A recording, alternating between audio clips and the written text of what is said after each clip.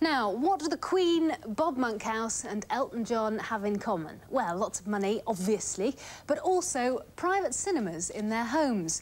But it's not just a hobby for the rich and famous. Stephanie Smith reports from the suburban bedrooms and drawing rooms where afternoons are matinee time.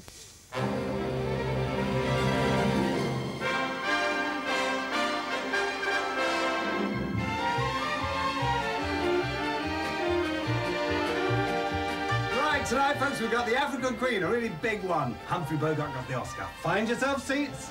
Get yourself in there. There's plenty of room for you all. Actor Ian Fairbairn is just one of a growing number of movie buffs who've converted a room in their home into a private cinema, putting on shows for family and friends. By day, this is a dining room, but at night it transforms into a magical picture palace.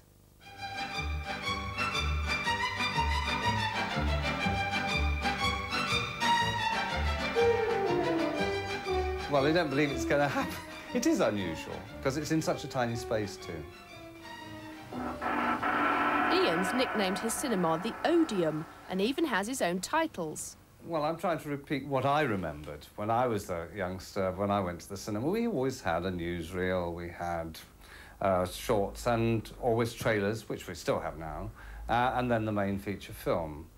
You don't have to be wealthy to have your own cinema. For £150 you can be up and running. That's with a screen, a sound projector, speakers, everything. And all you need then is a good set of curtains to blacken the room out. Films range from anything from £5 for a cartoon up to £650 for a full Gone with the Wind feature. It's very much like stamp collecting. Some films are rarer than the others and people will kill for these films. One Ealing family has taken the whole thing to extremes.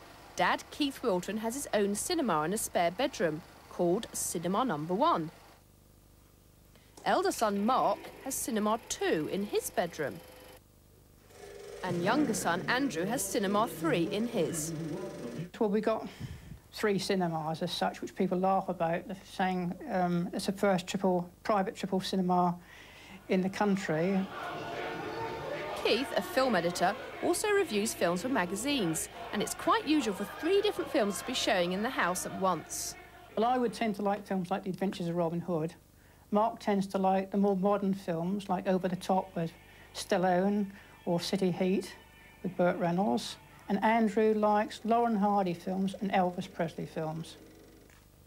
Businessman Ian Ruff has turned the barn of his home in rural Kent into a spectacular 20-seat cinema and has a library of 300 films. He decided he wanted to be a projectionist at the local cinema at the tender age of 13. I'd see these cans of film, I thought, I want to be involved with that.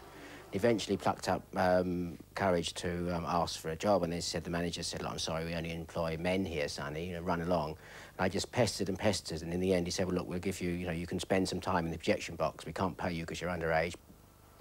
Ian regularly creeps over to the barn for a quiet evening with his films, but he prefers showing them to an audience.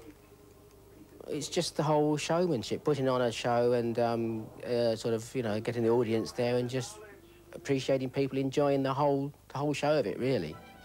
And showing tonight at the Odeum, fantastic programme.